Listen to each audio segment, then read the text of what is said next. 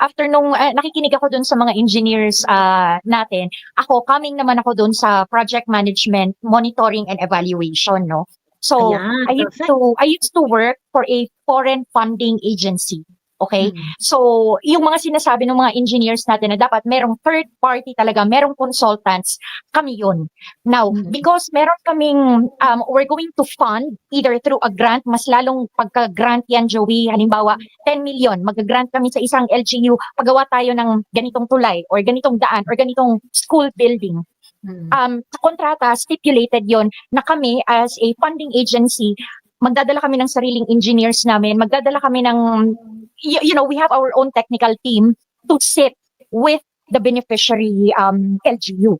So, dumating yung, kahit sa design stage pa lang, dapat yung, well, I'm talking about the ideal world, sabi nga ng isang engineer natin, no, na international standards. The thing is, kapag nag-i-impose kami na dapat ganito, no, we have to follow international standards, ganyan, hindi sila makaporma sa amin kasi masyado kaming strict, diba? Design pa lang, nasisilip na namin, mas lalo kapag monitoring, and then evaluation, bago namin i-turn over yung project and yung remainder ng grant, bago namin ibigay, kailangan meron kaming independent evaluators na magsa-sign off na, okay, ito safe, ito, okay, ito dumaan, ito ganyan, ito quality, ito ganyan. Ang nangyayari is kapag ganyang kakastrikto, Joey, makakalaban mo yung mga nakaupo. Hindi ka papayagan ngayon na pumasok kasi nga hindi sila makaporma sa iyo. It became a challenge sa amin, no, sa amin as a funding agency. That's why 10 years ago, ang tanda ko na, 10 years ago, yung funding agency ko talagang ang sinabi nila, wag na tayong mag-infra.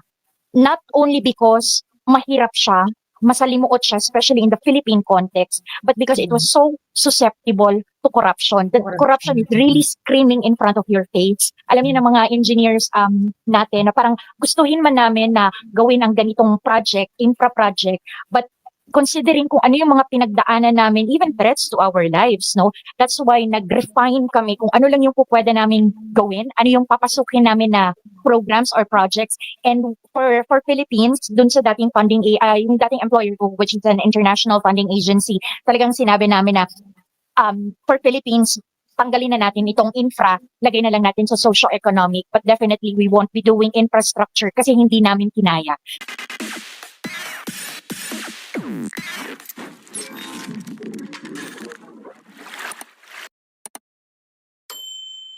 Nangyayari sa sa pag-awarding ng contract, usually may nananalo na yan tapos papuntahin nila ng limang contractor kuno na may envelope pero walang papeles sa loob, parang at least may nagpakita lang na may nag-contest ng kontrata pero binibigyan nila yan ng mga ng mga porsyento for appearance lang. So meron nang nananalo talaga. Yung iba audience lang yun, binibigyan nila ng appearance fee. Ang tawag diyan, Draymond, royalty fee. Oo. Royalty fee. Grabe, no? Sa 5 kontraktor sa sali, may usapan ang 4 magpapatalo yun. Yung isa magpapanalo. So ngayon, tingnan, magka-study tayo kay Dong Aurelio Gonzales. Siya dati kontraktor. Nung nakapasok na siya, naging congressman siya, ang dati naman congressman ay SOP lang tinatanggap. Ngayon ang congressman ngayon, nakakuha ng SOP, siya pang kontraktor, siya pang supplier. Agree, Abonso. Yan ang ngayon. Ito, Alon, yun nga, Draymond, yung, sa UAE, may mixing company or batching plant. May Tesla, may Pilipinas, baka pwede natin doon tayo mag-start, di ba? Yung mixing and batching, may over na ng mixing, government to ensure. Saka may testing din sila, third party testing, bawal yung self-serving. Yung sa mga soil testing, compaction test, hindi pwedeng kayo mismong ibang ahensya yun. So pag sinabing bagsak talaga yun. Oo. Ayun nga, baka siguro kung kunwari hindi kayang i-take over ng Philippine government yung mga national infra projects. What they can do is, baka pwedeng yung mga job na, like yun, yung mixing company, yung gano'n, to make sure na proper yung strength nung semento na gagamitin dito sa project na to. Things like, I don't know, yun yung mga siguro dapat, yun yung mga bagay na dapat iniisip at pinag-uusapan nila sa Kongreso. Miss Joey, diba? ang totoo lang, ang pinakadapat dyan, huwag mangialam yung mga politiko sa mga projects. Kasi once mapasok sila dyan, syempre, 20%, ilang percent kukunin nila. Tapos yung contractor, syempre, pagkakasyahin yun. So ang nangyayari, ang project mismo na nalalagay sa kasi prior to awarding pa lang, naghihingi na sila lahat. So dapat talagang tanggalin na yung mga congressman sa mga projects. Dapat kung saang agency yung mga projects, sila na mag-implement. Kaso nangingialam sila kasi padrino din. Oo. Dapat wala talagang interest, ano? Wala talagang conflict of interest. Alam mo, Mas Joey, Pagka meron kang pamilya mo or ano mo na may-ari ng yung nangongontrata sa government, dapat ano yun eh, reason yun for disqualification na mapasama ka sa ano, oh, para ngayon, tumakbo ka bilang congressman or ano, whatever. Ano yun, Dr. Toto? siguro narinig nyo na yung sistema, hindi pa nagawa ang project, nag-advance lang yung contractor kay congressman. Mm. Tapos, pagkako lang, trabahuin ko, ipapasok ko. Kaya yan po ang rason kung bakit merong hulugan ng pondo, tinapon ang PhilHealth, tinapon ang nagkaroon ng blanco-blanco bicameral conference committee report para ihabol yung kani-kanyang proyekto. Kasi nakakuha sila, committee sila, nakakuha sila ng advance. Ganon po mga congressmen natin. Siya na ganon talagang katotohanan sa buhay sa atin. Papasok ako saglit. Dito sa probinsya namin, Miss Joey, ako yung nagsensay ng video. Alam mo na yung kung ano yun. Dito sa amin, pag papasok ka ng kontrakto sa syudad or somewhere dito sa hihingan ka ng 20%. Ganon yun. So kasi may na-refer ako ditong kaibigan ko na sa ibang syudad na galing ng Mindanao, gustong pumasok dito sa city namin. Pina-refer ko lang, pagpasok niya daw, sinabihan siya na ganito yung requirement namin para bigyan ka ng project. 20 to 25% ng project ko kukunin. O bongga, di ba? Diba? True. Ayan. Bigyan lang natin ng moment si Babaylan sa Davao, no? Kasi kanina pa nakakapit si Babaylan sa Davao. Ayan. Hello, Babaylan. Joey, maayong gabi. Maayong gabi. Okay, so after nung nakikinig ako dun sa mga engineers natin, coming naman ako dun sa project management, monitoring and evaluation, no? So Ayan, I used to work for a foreign funding agency. Okay? So, yung mga sinasabi ng mga engineers natin na dapat merong third party talaga, merong consultants, kami yun. Now, because meron kaming, we're going to fund either through a grant, mas lalong pagka-grant yan, Joey, halimbawa, 10 million, mag-grant kami sa isang LGU, paggawa tayo ng ganitong tulay, or ganitong daan, or ganitong school building. Sa kontrata, stipulated yon na kami as a funding agency, magdadala kami ng sariling engineers namin, magdadala kami ng, we have our own technical team to sit with the beneficiary LGU. So, dumating yung, kahit sa design stage pa lang, dapat yung, I'm talking about the ideal world, sabi nga ng isang engineer natin, na international standards. The thing is, kapag nag-i-impose kami na dapat ganito, no, we have to follow international standards, ganyan, hindi sila makaporma sa amin kasi masyado kaming strict, diba? Design pa lang, nasisilip na namin, mas lalo kapag monitoring, and then evaluation, bago namin i-turn over yung project and yung remainder ng grant, bago namin ibigay, kailangan meron kaming independent evaluators na magsa-sign off na, okay, ito, safe ito, okay, ito, dumaan ito, ganyan, ito, quality ito, ganyan. Ang nangyayari is, kapag ganyang kakastrikto, Joey, makakalaban mo yung mga nakaupo. Hindi ka papayagan ngayon na pumasok kasi nga hindi sila makaporma sa iyo. It became a challenge sa amin, sa amin as a funding agency. That's why 10 years ago, ang tanda ko na, 10 years ago, yung funding agency ko talagang ang sinabi nila, wag na tayong mag-infra. Not only because mahirap siya, masalimuot siya, especially in the Philippine context, but because it was so susceptible to corruption. The corruption is really screaming in front of your face. Alam niyo na mga engineers natin na parang gustuhin man namin na gawin ang ganitong project, infra project, but considering kung ano yung mga pinagdaanan namin, even threats to our lives, no? That's why nag-refine kami kung ano lang yung pwede namin gawin, ano yung papasukin namin na programs or projects. And for Philippines, dun sa dating funding, yung dating employer ko, which is an international funding agency, talagang sinabi namin na for Philippines, tanggalin na natin itong infra, lagay na lang natin sa socio-economic, but definitely we won't be doing infrastructure kasi hindi namin kinaya. So shout out sa mga magigiting natin na mga engineers dito kasi sila na mismo, straight from the horse's mouth, and kung talagang mahina ang sikmura, matatakot ka talaga, Joey. No? Kaya panawagan na lang din sa mga kapwa Pilipino, yung po mga local officials natin, wag lang po dun sa national officials natin na maging mapanuri tayo.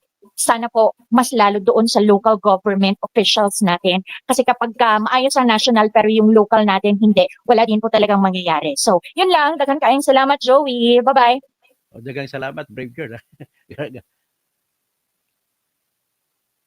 Nawala si Joey? Ayan. Ay, nawala ka, Joey. Internet ko bumibigay. Internet ko bumibigay. Sorry, Babaylan sa Davao. Hindi ko narinig yung ibang parts ng explanation mo. nakuha ko sa kanyang leksyon, kahit wala may third party, hindi kinaya sa Pilipinas. Wala eh. So, Pero Joey, funder naman nag-give up sila eh. sila. Bali, umiwas sila dun sa ano. Third party funder, di ba? Parang nagpa-fund sila. Funder pa nga sila, ha? Hindi nila maglalabas ng pera kung hindi susunod sa Bali, ang ginawa nila, Sila- umiwas sila sa infrastructure. Oo. Mm. Ayun. Anyway, ayan. Babay lang ako bago sa idagdag. Yun lang, Joey, and thank you sa mga engineers natin kasi sayang talaga yun, pero wala talaga, hindi talaga namin kinaya kasi rampant na and widespread and systematic na kasi talaga yung corruption that despite our good intentions, ayaw na naming pasukin kasi mas lalo kaming walang magagawa because lahat na nung pondo, 60-70% of the funds just go to corruption. So, Sabi nga iniwan na namin. ni General Pokis, di ba? 55% ng pondo ng tulay na yan. Yes. So, Bridge na yun na, nagpula. yung parang from the project management evaluation and coming from a funding agency, no, mahirap din yung ginagalawan namin na space dito sa Philippines. That's why we're also looking and monitoring into the elections. And yun, it's a very challenging scenario for Philippines na bigyan ng proyekto kasi nga napupunta lang kung saan-saan. Dagang salamat, Joey. Thank you. Thank you, Babay lang sa Davao. Maraming salamat. Ayan. Joey. Noy Pitrak, sige po. May naalala lang ko para ibatin lang. So, naalala mo yung interpellation ni Justice Amel Lazaro Javier na lumalabas, may pundo na para sa Panay, Guimaras, Negros Bridges. Tapos, kumuha pa ng pera sa PhilHealth. So, in other words, hindi lang sa bottom ang problema, sa taas din. Yan lang naisip ko. Kaya ganun katindi systemic na sabi tama si Brevard. Well, galing talaga sa taas yung problema kasi the fact na i-order ba, mag-agree ba naman ang House of Representatives at ang executive branch of government to transfer money from PhilHealth to the National Treasury under the guise of funding certain infra. Di ba nung tinransfer yung pera, nung nag-decide sila na i-transfer yung pera from PhilHealth to National Treasury. Ang sabi lang dyan ng NEDA, basta tinransfer namin to for infra projects, but they did not specify kung saan. And they were caught in a very difficult situation na siguro nung na-question na sa Supreme Court, they have to identify kung ano yung project na yon. Kaya no interpellation, nung oral arguments lumabas na okay, so para pala dyan yan sa project na yan. Yung project na yan, meron naman palayang pondo na hindi niyo pa nagagasta hanggang ngayon. So why do you need to finance it through the PhilHealth funds? 'Di ba? Anyway, sa ayuda yun eh. Tsaka Miss Joey, batiin lang ako. Yung father ko kasi before is city engineer dito, tapos ganyan. So nagkasakit siya, everything. Nagka-bill kami ng 1.3 M sa hospital. Alam mo ba magkano na ambag ng PhilHealth? 40K. Ay, sa akin, nanay ko 35K lang, tapos 2 million. Kasi kahit na 25 years in service na siya. Kahit Sabi ko, kahit 25 years in service na siya at nagbibigay ng contribution, 40K yung binawas sa 1.3 M. Yung So parang sabi ko, mas mabuti pa akong inipon naman yung pera kasi mas malaki pa ata yung na-save. Kasi sa action na naitulong niya. Yes. Ayan. True. Ang nanay ko, na hospital namin, 2 million. 35,000 ang binigyan ng PhilHealth. Yun lang na Ayan. Teka, bigyan natin ng moment si Noipi Tracking USC at saka si Keticus. Noipi, hello? Hello, Miss Joey. Hello. Hello po, magandang gabi sa inyo. Ay, madaling araw. Nakikinig po ako sa inyo. Ako po ay isang truck driver dito sa USA. So, wala lang nakaka-relate lang ako din dun sa truck driver. Kasi yung parang sinasabi, parang siya yung sinisisi, Miss Joey, di ba? Siya sa kanya, nagpapalusot sila sa kanya. Kasi dito po sa USA, ang pinaka po namin is 40 tons. Yung dinadrive, nakita ko po yung picture ng truck. Mas malaki pa yung truck na dinadrive ko dyan, na 18-wheeler. Ngayon, ang maximum ko po is... Yun nga, may mga nagko-question din kasi sabi 102 tons daw yung dala. Alam mo, Miss Joey, ganito po, i-explain ko po sa inyo. Yung truck ko po, ang maximum ko po is, yung katulad, yung kung makita niyo po yung parang rectangle lang kasi may kanya-kanya po kaming weight eh. Yung rectangle lang is 80,000 pounds, which is equivalent to 40 tons. Mas malaki pa po yung dinadrive ko kaysa doon. At saka po, kung nag-80 na po ako, Miss Joey, ramdam mo na sa manubela yun. Nakita ko nga, yung truck namin, Miss Joey, is high-tech naman na dito yung gamit ko. Talagang oo. Nararamdaman ko lang po ang weight kumbaga, nasa maximum weight ako pababa. Nararamdaman ko. mas more yung 100. Sabi ko 100. Parang kahit sinong truck, ikaw naman Miss Joey, kung alam mo ba na kahit sino sa atin, kung alam mo ba na hindi na may warning doon na hindi pwede, dadaan ka pa ba? Para ka nagpakamatay Yun no. nga eh, yun nga eh. Kaya nga ang ano kanina, well, ang general presumption talaga is that when it was open in Feb 1, it should be for all types of vehicle na, 'di ba? Yes Ngayon, po. kung kunwari na, yun nga, yung baka meron pang mga limitation, baka meron pang mga eme na dapat hindi pa siya dapat padaanan for all types of vehicle, ganun. Kaninong responsibilidad yon yung dapat na maglagay ng signage? Kasi kung may signage at pumasok pa rin yung truck, then perhaps you can attribute yung negligence doon sa truck driver. Well, magiging ano yan, may investigate nila yan later on kung merong ganun or Kaya nga Miss Joey, yun naman, naawa lang din po ako doon sa truck driver. Na Oo. nasisisi na in the first place, wala naman siyang ano diyan. Wala naman siya diyang ano, sino ba naman ng kahit ikaw na kotse, kung alam mo yung dadaanan mo, alanganin, hindi ka naman talaga dadaan eh. Oo. Marami pa Hindi kasi ka- ano yan, hindi ka- kumbaga parang bago pa magkaroon ng responsibilidad yung truck driver, marami ka pang dapat i-confirm. Marami pa tayong dapat i-confirm. Kailangan natin i-confirm pa muna yung whether or not meron bang limitation yung opening niya nung Feb 1. Kung walang limitation, edi walang issue kay truck driver, 'di ba? Ibig sabihin meron talagang problem yung tulay kaya Miss siya Joey. bumagsak. Batin lang ako ha. Ano ba yun? Parang ano ba yung ginawa nila yung tulay para tourist spot, hindi para daanan, para daming restrictions nila. Kaloko sila siguro. Hindi ka gagastos ng ganun kahabang structure. Tapos yung purpose lang gagawin may For light limitation. vehicles. Oo, may Ano yun? limitation. Tapos anong gagawin ng mga heavy vehicles? Lilipad? Correct. Well, ando na nga tayo. Ang expectation talaga sa kanya is para ma-accommodate yung all type of vehicles. However, if in reality it cannot accommodate all type of vehicles and nevertheless they went for it at let's say yun nga yung hindi na sila nag-warning, in-accommodate na talaga nila lahat ng ano, or that could be the situation, or even if despite the fact na 1.2 billion yung ginastos dyan, alam nila yung katotohanan that it cannot accommodate. And dahil alam nila yung katotohanan that it cannot accommodate, nagbigay sila ng warning. At yung warning na binigay nila ay hindi pa po pwedeng pumasok yung mga heavy trucks doon. Then, pagkatapos, nagbigay sila ng proper warning at pumasok pa rin yung truck, then magkakaroon ng mga shifting dyan sa mga responsibilities dyan. Okay. And yung Babatiin ako. din siya ng responsibility. But it doesn't mean na hindi natin sisingilin itong gobyernong ito dun sa fact bakit naman kasi 1.2 billion na hanggang ngayon hindi pa rin available sa everyone. Diba? Diba? Miss Joey, sorry sir, alangan naman po pagpapasok ang isang truck, aantayin ko muna makalagpas siya bago ko kung dalawang truck kami. For example, abante muna ako, next ka, ganun po ba yun? Miss Joey. At tagal ng traffic. Ito yun. Pag i-design ka ng isang tulay, pupunuin mo yung buong tulay ng load na dadaan doon. Sabay-sabay yun. I-overload mo talaga Correct. siya, yung design na yun. So, hindi pwedeng sabihin na like bakers, ang ganyan-ganyan. Hala, pinagluloko nila. Pero hindi. Kung may in order to avert, kasi okay, tawag dito, teka lang, mute lang kita ha. Sure.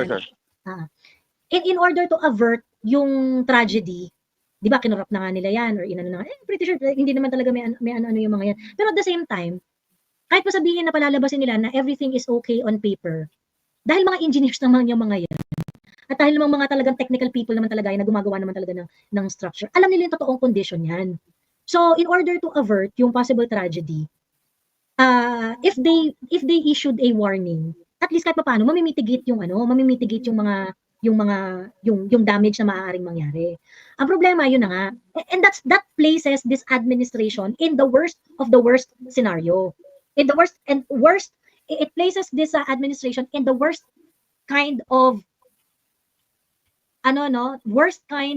competency. Ayan, ganon. Sobrang yan ang lala. Kasi hindi ako naniniwala na zero corruption ng panahon ni PRRD. Meron pa rin. Kahit siya nga mismo sinasabi niya, pwede ba yung lagayan nyo dyan sa DPWH, dyan sa mga project na yan, pwede ba i-limit nyo na lang sa 10% yan?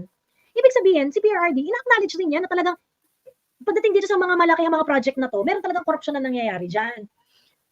Ngayon, let's say kung kunwari na gano'n na nga, may magkatkungan na nga dun sa mga materials, may mga katkungan na nga sa mga whatever, ganyan. At the end of the day, alam nyo kung ano yung totoong capability nung ginawa ninyo. 'Di ba? Kaya nga minsan meron kang mga makikitang mga tulay na merong mga warning 'Di ba? Na itong tulay na to hindi to po pwedeng daanan ng ganito or ganyan. O hindi allowed yung mga ano dito, ganyan. For some legitimate reason, malalaman natin na gano'n kasi sabi nila na wag mo na muna dito daan, take alternative route, ganyan, etc., ganun. Ang problema, ito kasing tulay na to, sinabi na nila na open na siya February 1, complete ng February 1. Yun yung statement ng DPWH Region 2. So ngayon, I'm pretty sure alam nila yung katotohanan na hindi niya kaya yung heavy trucks. Nevertheless, inalaw niya. 'Di ba? So it makes this administration very very despicable. Kasi nga parang putang ina, pati naniwala kayo sa sarili niyo kasinungalingan na okay yung na kaya ng kasi I'm pretty sure na ano nila yan, na calculate nila yan or whatsoever, ganyan. Tapos hinayaan niyo na gamitin nung truck na hindi naman pala kaya yung tulay ninyo. Naniwala sila na itong binild nila na to, itong binigyan nila ng mga sangkaterbang pondo na to ng panahon ni BBM, talaga maa-accommodate yun. Yun yung parang over naman to. Parang wala ka na talagang pake kahit merong I don't know, meron bang namatay dito sa pagbagsak ng tulay? Wala naman yata, no? Pero I'm pretty sure maraming mga Na-hospitalize ata 6 ang alam ko. 6 yung na-injure. Ganon. Ayan. Okay, anyway yun. So yun lang. Kasi dapat nila sa project nila yan eh. Hindi, sa kami, Joey, kung ganyan naman na may limit sila, dapat naglagay sila ng dun sa entrance, sa exit. Bawat papasok ng sasakyan, muna, i-verify. Hindi sila naglagay ng mga mag-inspect dun. So, anong mangyayari? Naniwala kasi nila na kaya i-accommodate ng tulay yung all types of vehicle. Hindi, Share ko po Ay, sorry po. Kasi po, regarding po dyan, dito po sa USA, may mga wait station po ang mga truck. Oo. So, may mga precaution sila. Kung kunyari, meron parang 10 miles, dadaan ka sa isang bridge, pupunta ka sa wait station. At bago po kami mag-deliver, kunyari, galing po kami sa seafair kung saan po namin kinukuha yung delivery namin. Nakalagay, may papel po kami na bill of lading, nakalagay kung ilan po ang weight namin. Tama. Kasi hindi po kami pwedeng sumobra, hindi din po kami pwedeng kumulang. Kaya napaka po. Opo, required po yun. Hindi po pwede. Kasi once po na-stop ka, kunyari, in-stop ka ng police, mag-inspection sa'yo, at hindi mo rin alam kung ilan ng weight mo, hindi din po pwede yun. Dapat alam mo po kung, yun po yung basic nun, tatanungin sa'yo, alam mo ang weight mo, at alam mo kung anong kinakarga mo. Oo. Tatanungin siya without looking the papers. Kaya, katulad po niyan, tapos tama po si Sir Drimo na may early warning. Pero yung early warning ba, malalaman mo ba kung ilan talaga yung weight ng truck? Iba po mahirap po magkilo ng truck. Malaki pong malaki pong kilohan yan na parang daan, tapos ikikilo ka. Hindi. Saka very risky. Yes. Kasi naka-specify naman light vehicles. So pag nakita nila Kaya yung nga, truck, hindi na papapasok. dapat hindi na pinayagan. Oo. No? Kaya nga parang naawa lang din. Yun kaya medyo affected po ako kasi truck driver ako. Parang sino ba naman ang magdadrive na gustong bumagsak? Tsaka Miss Joey, yung tulay na ginawa nila, useless na most of the parts noon kasi nag-structural failure na. So mostly affected na yung buong structure. Oo. Ay, wala na din po yun. May duda na lahat. So ano pang gagawin? So nagsayang tayo ng 1.2 billion pesos. Oo. Wala, pang marathon na lang po siguro yun. Diyos ko, pag mamaraton ko, bigla kang nabagsak, hindi mamatay ko. Wala. Gawin na lang Baka lusog. dapat tingnan nila yan from the beginning From the time na binid siya, nanalo siya sa bidding ng 2014, ganyan-ganyan. Tapos, yun nga, parang at what point siya nalaman na, merong problem to, Kasi yun yung claim Yun yung claim ng mga builders Meron siyang structural flaw. Kaya niya kailangan siyang i-retrofit. Ma'am Joey, huwag ka mag-rely sa mga builders. Bias siya sa kanilang kalahi. Ang kausapin mo, structural engineers. Anyway, yung nakikita ko po dyan is, yung span lang naman yun ang problema. Tapos mag-hire lang sila ng Doctor of Structural Engineering doon sa abroad. At yun mag-inspection, si-certify kung yun lamang ang gagalawin at may balik na. Let's So paano yung gastos? Na naman, request na naman sila. For sure. Ikulong na lang ang may sala. Ayan, sabi ni Dio Dingayen, that bridge is main artery highway to Tuguegarao from Nueva Vizcaya. Talagang major disruption ito. Oo nga. O diba? Retrofit para may bagong budget. True. Hindi. Example, Miss Joey, yung tulay sa Leyte, yung pinakamataas na tulay, matagal na yun. Oo nga ma. Okay pa naman hanggang ngayon. Oo nga, San Marco Bridge. hindi yung yung isang pinakatoles na sa Leyte, yung mataas. Talagang mataas na. Oo. Yung sa Sugod. Oo, doon. Nadaanan ko kasi bumibiyahe ako from Manila to Mindanao. Ang taas nun, tsaka hanggang ngayon hindi pa bumibigay, ay nakakatapos lang lahat. Modern na ngayon, di ba? Panahon ni Gloria ginawa yun. Anyway, ayan. Paalam na po ako. Maraming salamat po. Oh, thank Okay. Noy Pitracking USA, maraming salamat sa pag-share ng inyong kwento. Dr. Toto Kausing, maraming salamat sa pag-share ng iyong kwento. Draymond, at saka si Sir Lourdes, yung taga Barcelona, maraming salamat. Thank you din, And Miss Joey, at sa lahat. Oo, Nice. and to Davao, ano yun, si Babaylan ng Davao, maraming salamat sa pag-share nyo ng kwento. At mas naging meaningful ang ating pag-uusap ngayong araw na to. Ayan. So, hintay natin, sabi ni BBM, mag-ano raw siya, mag-audit daw sila at meron daw mga ulo na gugulong, ganyan. But, Baka yung audit, may daya rin, may corruption din pag audit. I'm sure tatargetin lang nila yung gusto nilang targetin dyan. Miss Yun Joey, lang, no? Ang- dapat mag-congressional inquiry. O, di ba bongga pa? Hindi Oo sila nga. Ayun. Dapat tanungin dito, yung congressman nung lugar. Si Tan ata yun. Dito siya yung Tan Tony ata Pet yung congressman. Tony Pet So, Albano. bago ako lalabas, Ma'am Joey, I have to congratulate you. Kasi kung narinig mo vlog ko, kahit sabi ko dito sa vlogger, kinakampihan ko yan kasi freedom of expression na pinag-uusapan. O yan, hindi ako nagkamali. Nalabas ang TRO. Dapat ang order sa kanila. Wala pa pong TRO. Ano lang, pinasagot. Sa mga abogado, parang good as TRO na yan. Hindi nila makagawa. Well, at least our petition was not dismissed. It is not the best result that we are hoping for. Ang third term But- niya, due course, ang tawag niyan, giving you. But if because they are being asked to explain themselves, so Oh, at least that puts them in a position where they have to explain before the Supreme Court kung tama yung ginagawa nila o hindi. So, hindi pa suggest kay attorney, kaibigan ko rin si Attorney Trix yung kasong hinawakan ko noon, katulad din yan, sa Bureau of Customs naman, na naglabas ang Bureau of Customs ng memorandum na lahat ng gusto magko-cover na reporter sa Bureau of Customs. Yeah, oo. Correct. Nanalo yung mga journalists. Ako yun ang abogado nila. Kayo yun. Kaya pwede nyo magamit. Very similar. Although ang hindi lang similar dyan, Quadcom lang ito. Yung ito, dati customs lang. Sa panahon ni Rupi Bias, siya yung commission. But I remember, ang ruling doon is that they cannot add specific requirement para makapag magawa ng mga journalists yung trabaho nila doon sa customs. Kasi di ba may mga beat reporters? Tama ba yun ba? Di ba yun? They cannot add additional requiremements for the journos to do their job dun sa ano. Tawag yan, you cannot put, legally speaking, tawag yan, you cannot put prior restraint. So, kung sila ng facts, ano isusurat nila? Wala. Kasi binawalan sila. But it is a public office, kaya wala silang karapatan na mag-invoke ng privacy nila. The same manner, na yung sa Wadcom na Tricom na ginawa, ay foul play yun. Foul play. Correct.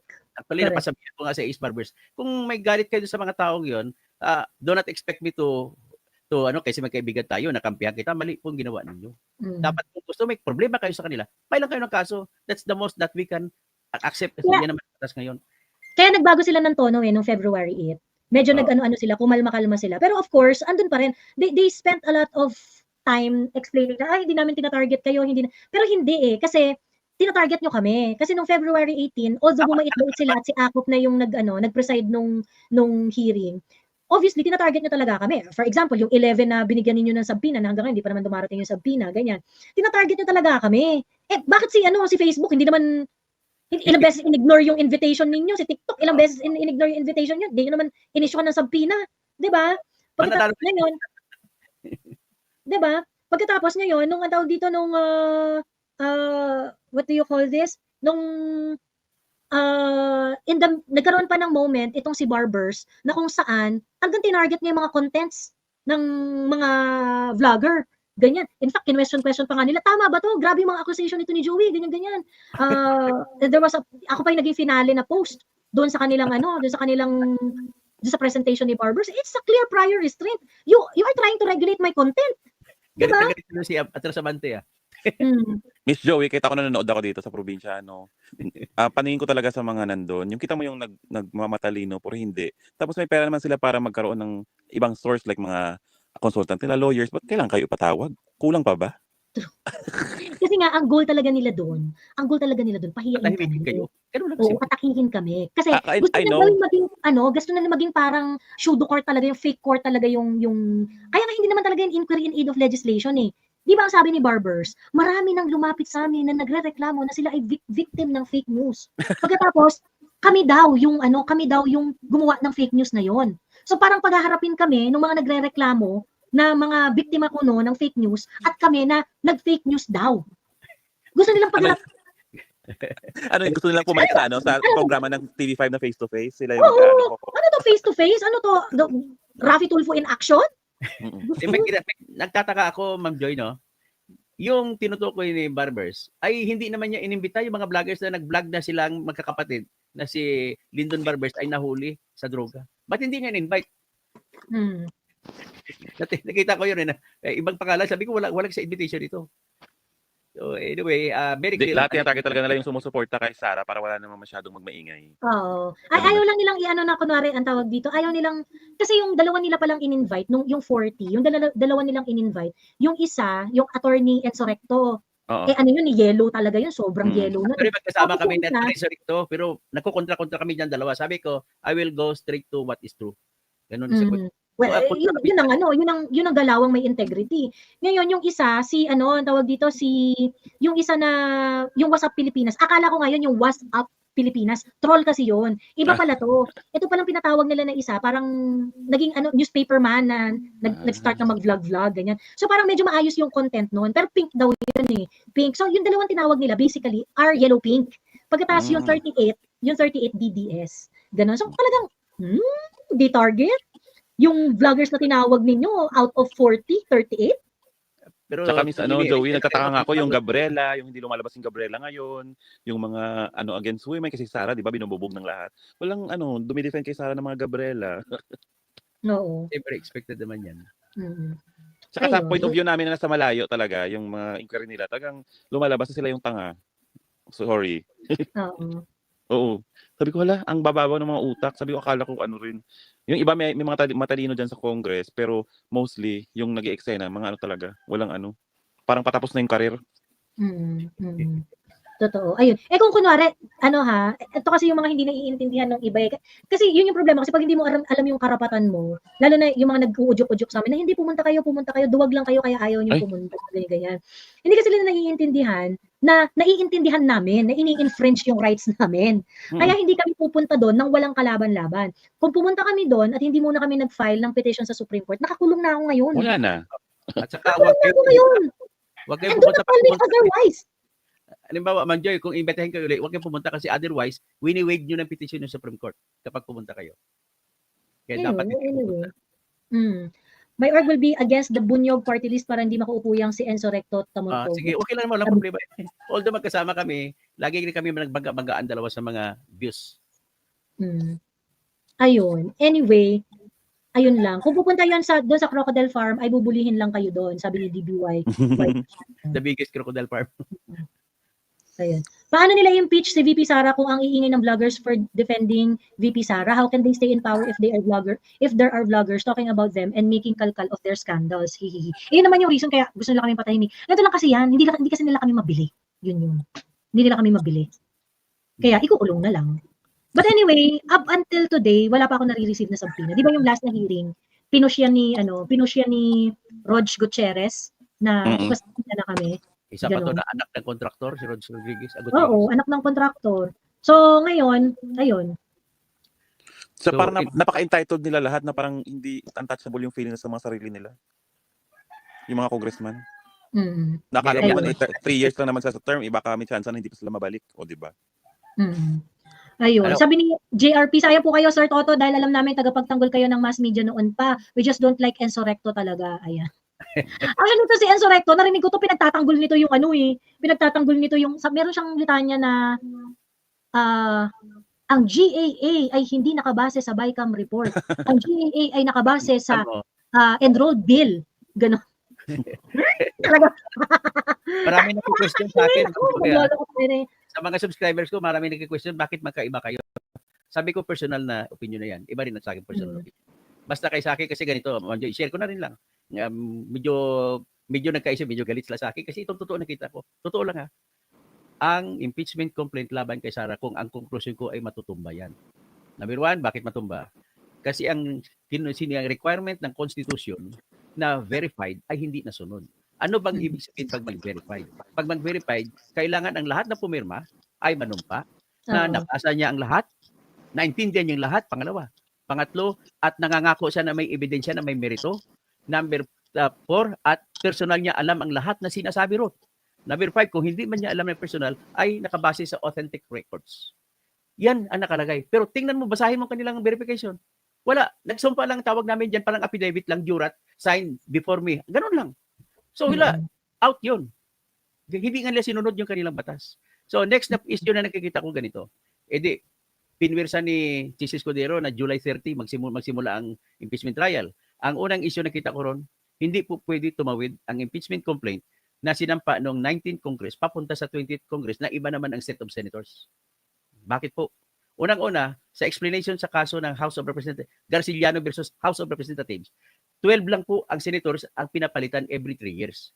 So kung 12, papalit ang 12, ang natitirang 12 ay hindi po sila, Ma'am Joey, majority.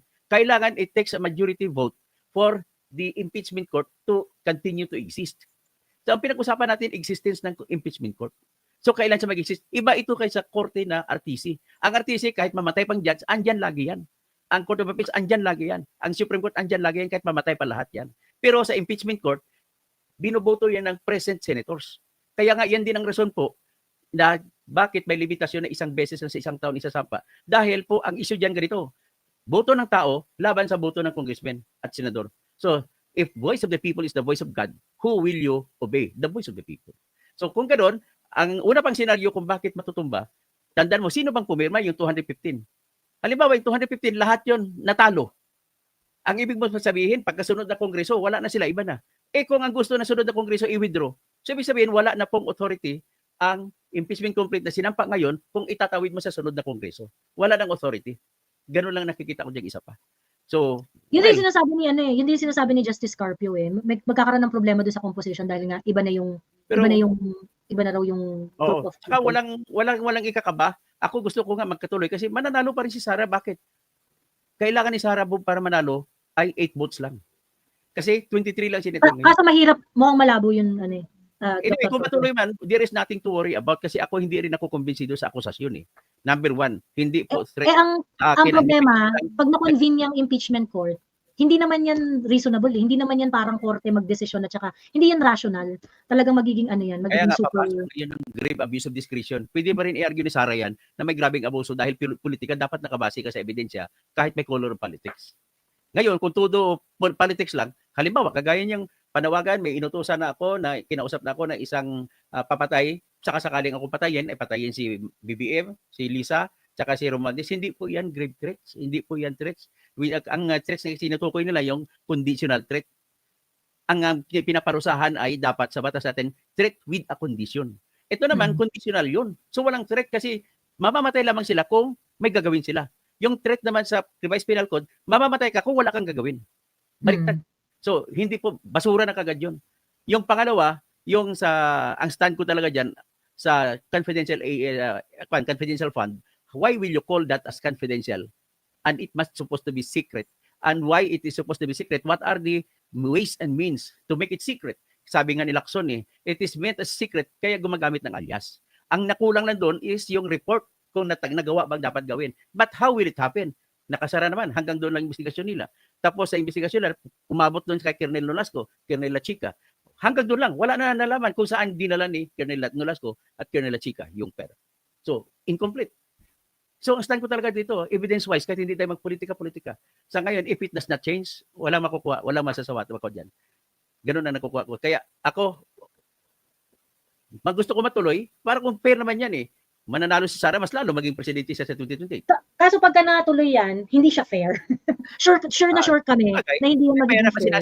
Ito naman kontraktor, kanina pinag-usapan natin, pera-pera. Ito na ngayon senador, pera-pera para sa boto. Ayun. Anyway, ayun. So, kaya I don't think magiging fair. Pag ako natuloy yan, I don't think magiging fair yan. And hindi rin guaranteed na mananalo si Inday sa boto. 50-50 yan. I think mas malaki yung laban ni Sara sa Supreme Court para ma-declare na hindi proper yung hindi proper yung impeachment. At saka yun, may maraming legal ground dun na maaaring mag-nullify yung impeachment. Laruin din yung pera ni Inday sa bangko. Parang corona yung lalabasin nila na bawat maliit na detalye, gaganin yung gagawin nila.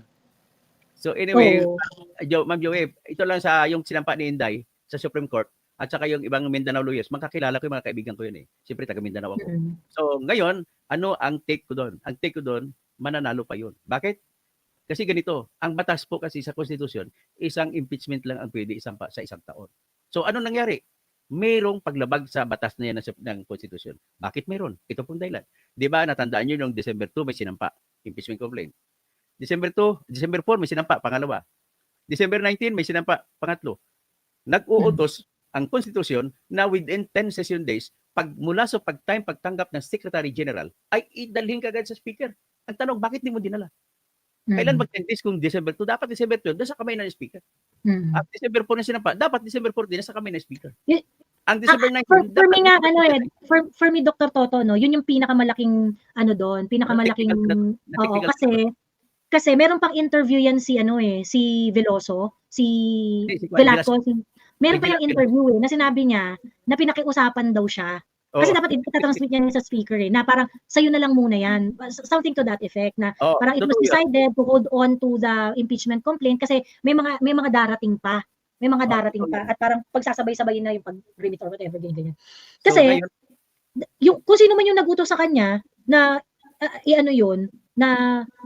isn't that something that can be construed as an action? Kasi di ba yung filing, ang filing is yung final mo siya sa Office of Secretary General plus yung corresponding action ng Congress. Usually, ang corresponding action ng Congress is i-refer siya sa Committee on Justice or maybe they were able to collect the necessary signature pagkatapos mag-express train sila papunta ng Senate. Ganon. Yung pag-hold on niya sa meron ba siyang doon? Meron ba siyang discretion to exercise that? Secretary General hindi naman sa Wala po siya usurpation of power ang ginawa ni Virginal Velasco. Correct. Wala po Kaya siyang power. yung sagot niya ang pinaka-interesting na sagot doon sa pinasagot ng Supreme Court. Makukulong siya doon sa usurpation of powers. Kasi wala siyang power to withhold. Ang kanya susunod siya sa utos within 10 session days, dahil niya doon. Ilumampas na nga. So ang tanong kasunod, ano ang epekto ng hindi niya dinala? At ang nangyari, dinala niya kasabay ng 4th impeachment complaint doon sa plenary sa noong February 5. Anong epekto niyan? So ibig sabihin nakarating din ang tatlo sa kamay ng speaker at inendorso sa buong plenaryo. Anong ibig sabihin niyan? Ang requirement lamang sa decision ng Supreme Court, magiging impeachment proceeding. Iba yung impeachment complaint, iba yung impeachment proceeding. Pag proceeding, tumatakbo. So magiging impeachment proceeding yan kung may action na. So ang sinasabi sa batas, sa Constitution, bawal magsampa ng impeachment proceeding more than once in 1 year. So anong nangyari? Dahil nakarating na sa speaker at ang ginawa ng speaker, nag-move si Dalipi, si Deputy Speaker Dalipi, ang Majority Leader Dalipi, na ganito, we move that the first, second, and third impeachment complaint be archived. Anong ibig sabihin ng archive? Pwede yun na yung action ng yun na yung action ng Congress. Proceeding yun na yung action ng Congress, di ba? So that it means Ngayon, those impeachment complaints are considered filed. Ngayon, ang counter-argument naman ng kalaban, sabi niya, dapat ang ruling sa Supreme Court, dapat i-refer mo na sa Committee on Justice. I-archive naman yun. Sagot ko, anong sagot ko? Basahin niyo uli ang konstitusyon. Section 2 nagsasabi, hindi nag-uuri ang konstitusyon kung anong klaseng committee. Anong sabi ng konstitusyon? Proper committee. Ang tanong naman ngayon, so, pwede ba iuriin ang archive na proper committee? So, kung may proper committee na, good as barred na ngayon ang 4th impeachment. Additionally, ang impeachment, it's either, pag pinasa sa committee, dalawa lang pwede patutungan nun. Madismiss o tutuloy. Kung madismiss... Yung Dr. Toto, yung Gutierrez versus HOR, yung Gutierrez na kasi ang sabi doon, meron dong very, very clear na discussion doon sa kailan na-initiate ang impeachment complaint. So sabi ngayon ng Supreme Court doon, na-initiate ang impeachment complaint kapag after, hindi yan mere filing. Hindi yan yung mere filing. Yung initiation ng impeachment complaint, yung reckoning point niyan, importante because that is when you're going to calculate the bar period. Kailan mag-consider na bar na yung impeachment complaint for 1 year. Yun yung reckoning point niya. Ngayon, ang sabi dun sa kaso doon, Dr. Toto, na yung final mo na impeachment complaint, upon filing, hindi yan considered na initiated. Initiated yan kapag may corresponding action ang House of Representatives. Yung corresponding action na yon, it doesn't mean that it is supposed to be referral to the Committee on Justice because there are so many other actions na pwede mo itambal dun sa filing. Ganon. Okay, tama ka. Ganito diba? tama ka doon. Ang i-correct ko lang doon sa sinabi mo, hindi po siya tawag impeachment complaint, impeachment proceeding ang tawag kapag may action. So iyon na po, magbibilang na ng taripa, 1 year. 1 the year, implementing oo. date. Ayun. So, dahil dapat na-inaction na nila, may initiation, proceeding na. yung reckoning nung initiation, kasi yung initiation, kung kailan siya considered na initiated, yung proceeding na tinutukoy ni Dr. Pag-repair na. Toto, doon yung magbibilang ka ng bar period, ng 1 year bar period. O, doon. Sabi ni Actually, Jerk Naseb, archive ay action na po. For me, oo, kasi ang sabi lang naman doon sa decision, corresponding action from the Congress eh. pag binasa mo Corresponding action from the konstitusyon, Congress eh. sa Filing konstitusyon, plus corresponding action from the Congress. actually, pwede mo ma-interpret corresponding action. Pero ang eksaktong word ng Section 3, Paragraph 2, Article 11 ng Constitution ay sasabi, I-refer sa committee. i-refer to the proper Proper committee. committee. Hindi justice, hindi committee on justice, kundi proper committee. So, pwede ba Kapag natin, nag-archive ka, ang tanong, pag kung nag-archive, nag-archive ka, nire-refer yun doon sa Committee on Rules, di ba? archive committee, hindi committee rin yun. Oo, committee rin yun. Oo. Kaya Kaya nga ang sinasabi ko, it is already considered as initiated. 'Di ba? So pag ina-initiate na siya, hindi magbabargo na doon. that is my argument, initiated na yun. Meron ng impeachment proceeding na nangyari. Hindi lang complaint, proceeding. So kung may proceeding na, tatlo pa nga sinabay eh. 1, 2, 3. Pero yung 2 and 3, barred na rin yun. Wala na rin yun. In the first place, kapag may action yung pag may action sila sa, kunwari, sabi ni Dalipe, I move to archive the 3 impeachment complaint, ganyan-ganyan. Tama yan. Pwede ka bang ganun-ganun lang pagkatapos walang tatanggap na action dyan sa, na committee dyan sa action? Hindi mo pa pwede, suspended in the air? Hindi mo Isa pa pa pwede. dito sa technical isa, Ma'am Joey, itong isang technical pa nila dyan, i-interpret ng Supreme Court yung pag-archive na dismissed. So, ngayon, it is as good as na i-refer sa Committee on Justice pero dismissed. So, bawal na.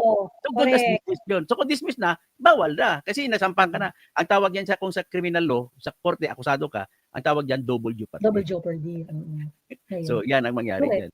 Ayun. Anyway, ayun. Kasi ayaw ko kontrahin ang sarili ko. Yan ang tinutulak ng analysis ko eh. So, I don't care kung kanino pabor ang aking analysis. This time, ako kay Sara, di wala akong magagawa. In this world, what will matter is consistency and integrity. Ayan. Yun lang naman yan. Doon lang dapat sa makatotohanan at tama. Ayun. Anyway, dito, mag-i-end live na ako kasi 3:30 na. Sige, papaalam na sana ako. Oo. Dr. Toto, maraming salamat sa pag-join sa usapan ngayong gabi. At saka Draymond and to all others who joined the live, maraming salamat sa inyo. Ayan. Draymond, maayong aga lang sa Imodira sa Iloilo. So, DDS na daw si Dr. Toto. Hindi naman. Sa gitna lang ako. Ayan. Okay lang yan. Diyan naman nagsisimula yan, Dr. Toto eh. Ayun. Anyway, sige na. Maraming salamat sa inyo, Dr. Toto, Draymond. Ayan. Beautiful Sunday.